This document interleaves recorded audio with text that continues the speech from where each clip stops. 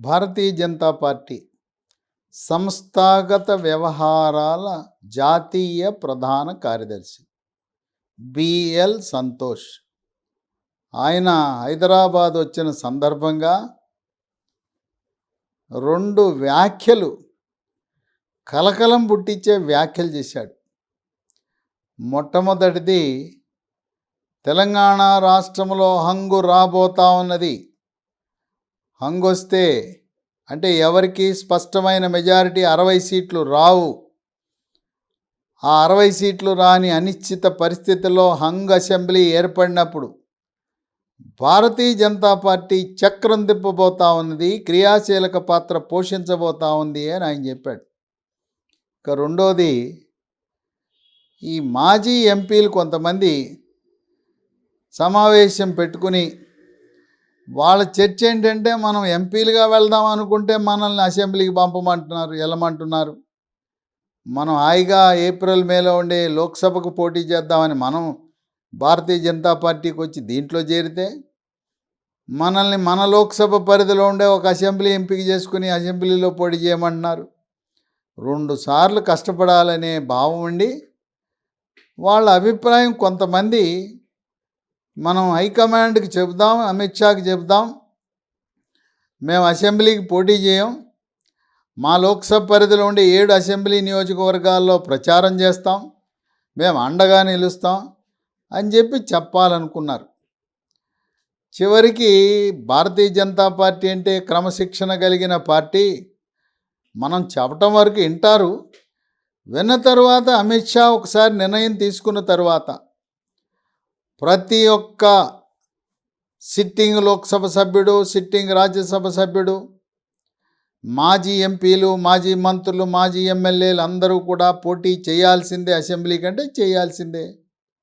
మనం ఆ పార్టీలో ఉన్నప్పుడు వాళ్ళ క్రమశిక్షణ పాటించవలసిందే, పార్టీ సిద్ధాంతాన్ని మనం అంగీకరించవలసిందే అని చెప్పి ఆ సమావేశాల్లో, వినాయక చవితి రోజున ప్రారంభించిన సమావేశాలు క్రమంగా మొదటి రోజు 10 మంది, తదుపరి 4, 2 పూర్తిగా ఆ సమావేశాలు బంద్ అయిపోయినాయి.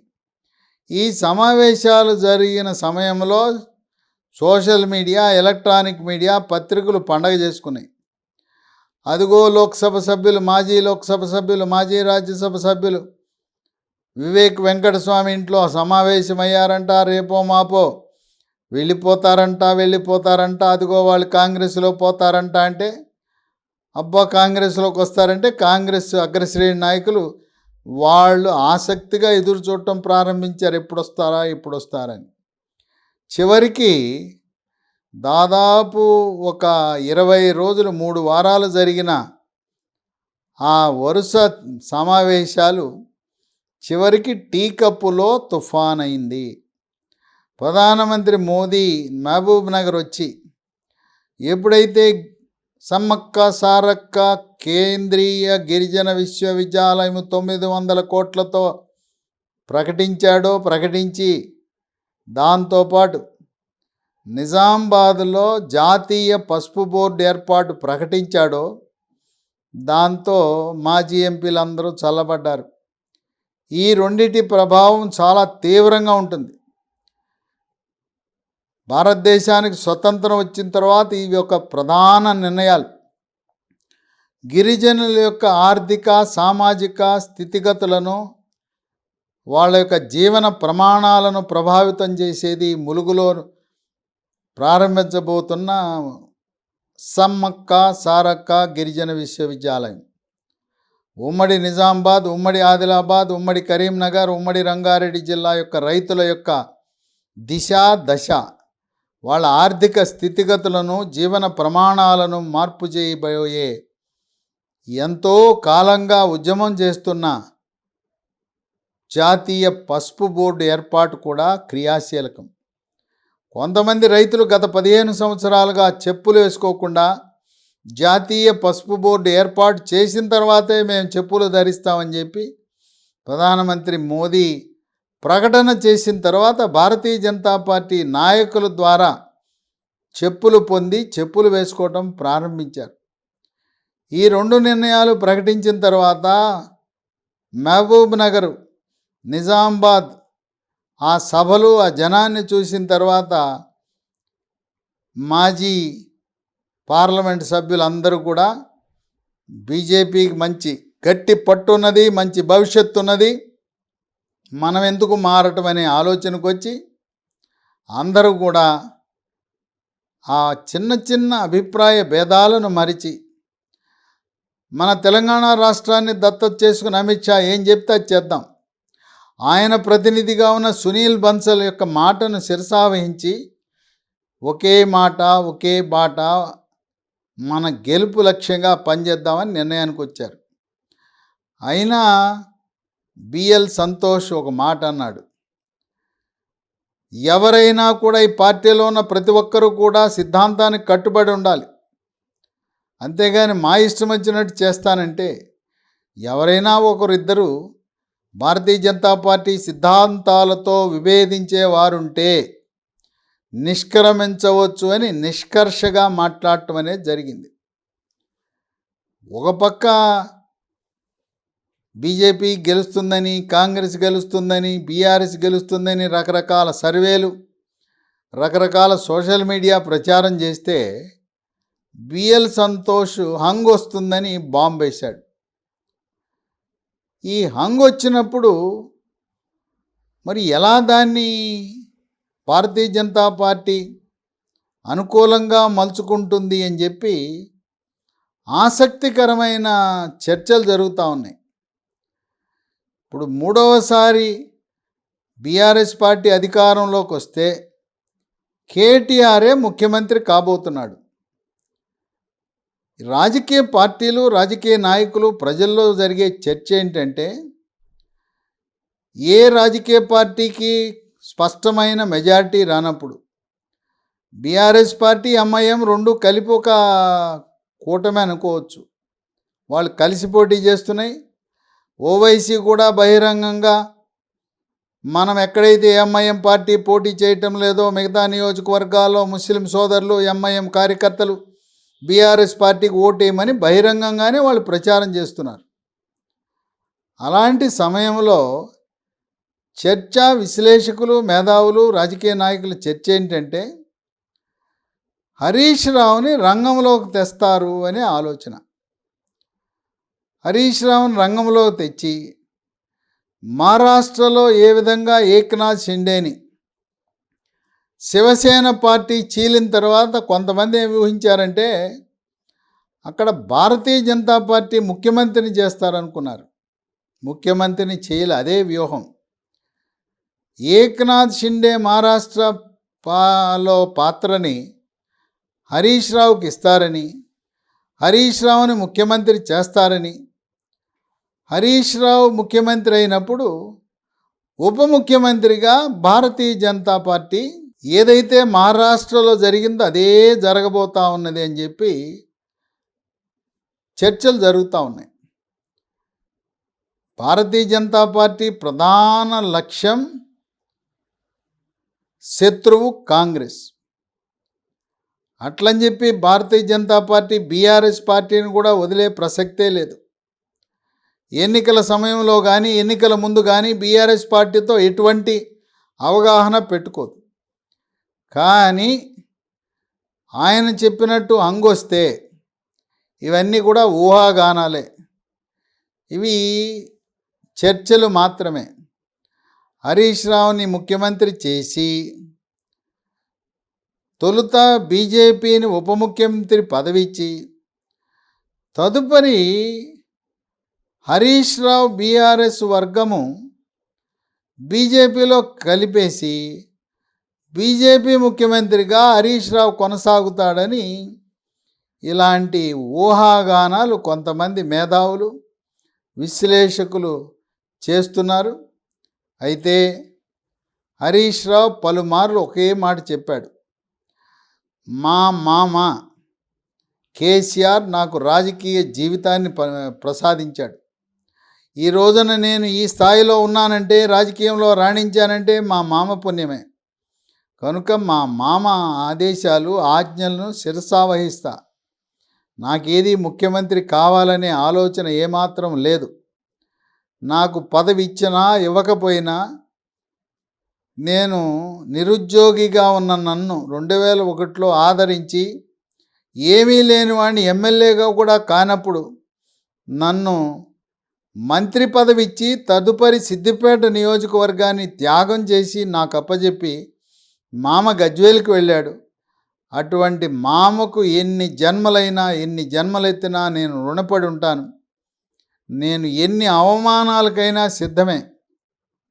ఒకానొకప్పుడు కేటీఆర్ అవమానించినా, కవిత అవమానించినా, సంతోష్ అవమానించినా, పదవి ఇవ్వకపోయినా, మంత్రి పదవి ఇవ్వకపోయినా నేను అవమానాలను మామ కోసం భరిస్తాను.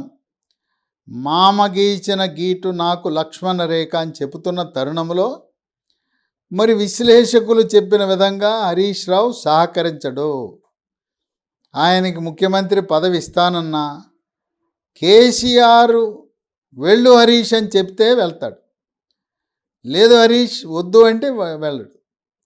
ఒకవేళ హంగొస్తే అప్పుడు పరిస్థితులను బట్టి మామ ఆజ్ఞిస్తే, మామ ఆదేశిస్తే హరీష్ రావు నువ్వు వెళ్ళు అని ఆయన ఆదేశాలు ఇస్తే తప్పనిచ్చి హరీష్ రావు ఎట్టి పరిస్థితుల్లో కూడా ఆయనకు పదవీ వ్యామోహం కానీ పదవీ కాంక్ష కానీ లేదు. నా స్థాయికి ఇప్పుడున్న మంత్రి పదవే ఎక్కువ. మామ పుణ్యం వల్ల నేను ఎదిగాను. అందువల్ల కేటీఆర్ ముఖ్యమంత్రి అవటానికి అతను భౌతికంగా, మానసికంగా, అన్ని రకాలుగా, రాజకీయంగా కూడా సిద్ధపడి ఉన్నాడు. ఒకవేళ కేటీఆర్ ముఖ్యమంత్రి అయినా ఆయన దగ్గర మంత్రిగా పనిచేయటానికి కూడా మానసికంగా, రాజకీయంగా సిద్ధపడి ఉన్నాడు. కనుక ఈ ఊహాగానాలు అంగ్ అసెంబ్లీ వస్తుంది, అంగ్ అసెంబ్లీ వస్తే బీఆర్ఎస్ పార్టీ చీలిపోతుంది, చీలిపోతే హరీష్ రావు వెళ్ళి బీజేపీతో కలుస్తాడనే ఊహాగానాలు అవి వాస్తవ రూపం దాల్చే అవకాశం లేదు. ఎందుకంటే రాముడి దగ్గర ఆంజనేయుడు ఎవరు అంటే హరీష్ రావు. అటువంటి మామభక్తి కలిగిన హరీష్ రావు పార్టీని చీల్చే కార్యక్రమం కానీ, ఎవరో భారతీయ జనతా పార్టీ వాళ్ళు పిలిచారు, నేనేదో ముఖ్యమంత్రి అయిపోవాలని అటువంటి ఆశ, దురాశ హరీష్ రావుకు లేనే లేదు. అందువల్ల చక్రం తిప్పటం హంగొచ్చినప్పుడు ఏం జరగబోతుందంటే, ఈ బేరసారాలకు సాధారణంగా లొంగిపోయేది ఎవరంటే కాంగ్రెస్ పార్టీ వాళ్ళు. ఏ రాష్ట్రంలో అయినా చూడండి, సులభంగా కొనుక్కోగలిగింది, అమ్ముడు పోయేది ఎవరంటే కాంగ్రెస్ పార్టీ అని చెప్తూ ఉంటారు. ఇప్పుడు ప్రస్తుతం ఉన్న సిద్ధరామయ్య కర్ణాటక ముఖ్యమంత్రి, ఆయన అనుచరులుగా ఉండే 17 మంది కాంగ్రెస్ ఎమ్మెల్యేలు భారతీయ జనతా పార్టీలో చేరటం వల్ల అప్పుడు సంకీర్ణ ప్రభుత్వం పతనమై భారతీయ జనతా పార్టీ అధికారంలోకి వచ్చింది. మధ్యప్రదేశ్లో చూడండి, మధ్యప్రదేశ్లో కూడా జ్యోతిరాదిత్య సింధియా ఆయన సొంత పార్టీ, ఆ పార్టీ కొంతమంది అనుచరులతో పార్టీ మారటం వల్ల అక్కడ ప్రభుత్వం పతనమై భారతీయ జనతా పార్టీ గద్దెనెక్కింది. తెలంగాణ రాష్ట్రంలో కూడా 2018లో ప్రజలు 19 మంది కాంగ్రెస్ ఎమ్మెల్యేలను గెలిపిస్తే సంతలా పశువుల్లా 12 మంది అమ్ముడుపోయారని చెప్పి ప్రజలు, కాంగ్రెస్ కార్యకర్తలు, శ్రేణులు వాపోతున్నారు. హరీష్ రావు కూడా అమ్ముడుపోయే పార్టీ ఎమ్మెల్యేలు ఎవరంటే కాంగ్రెస్ పార్టీ ఎమ్మెల్యేలని బహిరంగంగా తన ప్రసంగాల్లో విమర్శిస్తున్నాడు. కనుక తెలంగాణ రాష్ట్రాన్ని ఏర్పాటు చేసింది సోనియమ్మ అని చెప్పినప్పుడు కాంగ్రెస్ పార్టీకి వచ్చింది 2014లో 21 సీట్లు. 2018లో ప్రభుత్వ వ్యతిరేక ఓటు చీలకూడదని అన్ని పార్టీలు ఏకమై చంద్రబాబు నాయుడు యొక్క వనరులతో కాంగ్రెస్, సిపిఐ, సిపిఎం, టీజేఎస్ అన్నీ కలిపి పోటీ చేస్తే కాంగ్రెస్కి వచ్చింది 19 సీట్లు. కనుక ఎప్పుడో 10 ఏళ్ల క్రితం తెలంగాణ రాష్ట్రం ఏర్పడితే అప్పుడు దాన్ని సెంటిమెంట్ గుర్తుపెట్టుకుని ఇప్పుడు వేయటం అనేది అసంభవం. తెలంగాణ ఓటర్లకు ఒకటే అనుమానం, నేను కాంగ్రెస్ పార్టీకి హస్తం గుర్తుకు ఓటేస్తే మా ఎమ్మెల్యే ఈ పార్టీలో కొనసాగుతాడనే నమ్మకం, గ్యారంటీ ఉన్నదా? 6 గ్యారెంటీలు వదిలిపెట్టు, మా ఎమ్మెల్యే మా పార్టీలో కాంగ్రెస్ పార్టీలో ఉంటాడని గ్యారంటీ ఏమన్నా ఉన్నదా అని చెప్పి కార్యకర్తలు, నాయకులు, శ్రేణులు ప్రశ్నించే పరిస్థితికి వచ్చింది. అందువల్ల హంగ్ అసెంబ్లీ వస్తే దేనికైనా సిద్ధం అంటే కాంగ్రెస్ ఎమ్మెల్యేలు అని చెప్పి విశ్లేషకులు, మేధావులు, రాజకీయ వర్గాలు భావిస్తున్నారు. భారతీయ జనతా పార్టీ ఒక్కరు కూడా అధికారం ఉన్నా అధికారం రాకపోయినా, ప్రభుత్వం ఏర్పడినా ఏర్పడకపోయినా పార్టీ మారరు. అదేవిధంగా బలమైన శక్తి బీఆర్ఎస్ పార్టీలో కేటీఆర్ కంటే కూడా రాజకీయంగా బలమైన శక్తి, రాజకీయ వ్యవస్థలో ప్రజలతో సత్సంబంధాలున్న వ్యక్తి హరీష్ రావు. కనుక హరీష్ రావు, కేసీఆర్, కేటీఆర్ ఒకే మాట ఒకే బాట మీద నడిచినప్పుడు బీఆర్ఎస్ పార్టీ 2 ముక్కలుగా చీలటం కానీ, బీఆర్ఎస్ ఎమ్మెల్యేలు పార్టీ గీటు దాటి వెళ్ళటం కానీ అసంభవం అని విశ్లేషకులు భావిస్తున్నారు. హంగొచ్చినప్పుడు అప్పటి పరిస్థితులను బట్టి ఏం జరగబోతుందంటే, గత అనుభవం కూడా ఉంది కదా. 2004 సంవత్సరంలో కాంగ్రెస్ పార్టీతో పొత్తు పెట్టుకున్నది ఎవరు? TRS party. పొత్తు పెట్టుకుని మళ్ళీ తదుపరి సంకీర్ణ ప్రభుత్వం ఏర్పరిచింది ఎవరు? కాంగ్రెస్ పార్టీ. రాజశేఖర రెడ్డి ముఖ్యమంత్రిగా ఉన్నప్పుడు టీఆర్ఎస్ పార్టీ తరపున 6 రాష్ట్ర మంత్రులు, అట్లాగే కేంద్రంలో మంత్రిగా కేసీఆర్, కేంద్ర మంత్రిగా సంకీర్ణ ప్రభుత్వంలో యూపీఏ ప్రభుత్వంలో ఉన్నాడు. కనుక గతంలో వాళ్ళతో కలిసి పనిచేసిన అనుభవం, ఎన్నికల్లో కలిసి పోటీ చేశారు, ప్రభుత్వంలో కలిసి పనిచేశారు.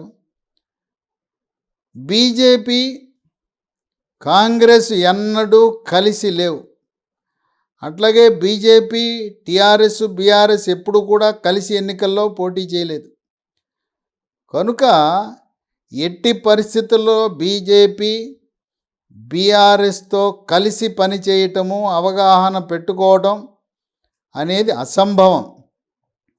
గెలవపోతే ప్రతిపక్షంలో కూర్చుంటుంది బీజేపీ, అంతేగాని అడ్డదారులలో అధికారం కోసం అవినీతి పార్టీ, కుటుంబ పార్టీ, వారసత్వ పార్టీ, ప్రజా ప్రయోజనాలకు భంగం కలిగిస్తూ తెలంగాణ ప్రజల ఈరోజు వాళ్ళ యొక్క స్థితిగతులు ఏమీ మార్పు లేకుండా ఉండటానికి కారణమే కల్వకుంట్ల కుటుంబం అని భావిస్తున్న తరుణంలో సిద్ధాంతపరంగా భారతీయ జనతా పార్టీ బీఆర్ఎస్ పార్టీతో ఎటువంటి అవగాహన ఎన్నికల ముందు కానీ, ఎన్నికల సమయంలో కానీ, ఎన్నికల తర్వాత కానీ, ప్రభుత్వం ఏర్పరిచే విషయంలో కానీ ఒప్పందము, అవగాహన అనేది అసంభవం. గత అనుభవం ఉంది. 2004లో వీళ్ళ మిత్రులే. 2004లో ఉన్న వాళ్ళ మిత్రత్వాన్ని మళ్ళీ పునరుద్ధరించుకుని, ఏమైనా వాళ్ళకి సీట్లు తగ్గితే ముందు బీఆర్ఎస్ పార్టీ ఆయన ఏం చేస్తాడంటే కొనుక్కోవడానికి ప్రయత్నం చేస్తాడు. కానీ డీకే శివకుమార్ రంగంలో దిగి ఆయనే పర్యవేక్షిస్తున్నాడు ఆ తెలంగాణ ఎన్నికల్ని. గెలిచిన వాళ్ళని గెలిచినట్టు, తెలంగాణలో గెలిచిన కాంగ్రెస్ ఎమ్మెల్యేలను బెంగళూరుకి క్యాంపుకు తరలించి దొరకకుండా చేస్తే అప్పుడు సంకీర్ణ ప్రభుత్వానికి దిగి రావచ్చు. కనుక హంగ్ అసెంబ్లీ వస్తే బీఆర్ఎస్, కాంగ్రెస్ పార్టీ కలిసి ప్రభుత్వాన్ని ఏర్పాటు చేస్తాయి. కానీ మొదటి ప్రయత్నం మాత్రం కొనుగోలు ప్రక్రియకే రంగం సిద్ధం చేస్తాడు కేసీఆర్. దొరకకపోతే అప్పుడు హైకమాండ్తో, సోనియా గాంధీతో చర్చించి, మల్లికార్జున ఖర్గేతో చర్చించి, శివకుమార్తో చర్చించి సంఖ్యా బలాన్ని బట్టి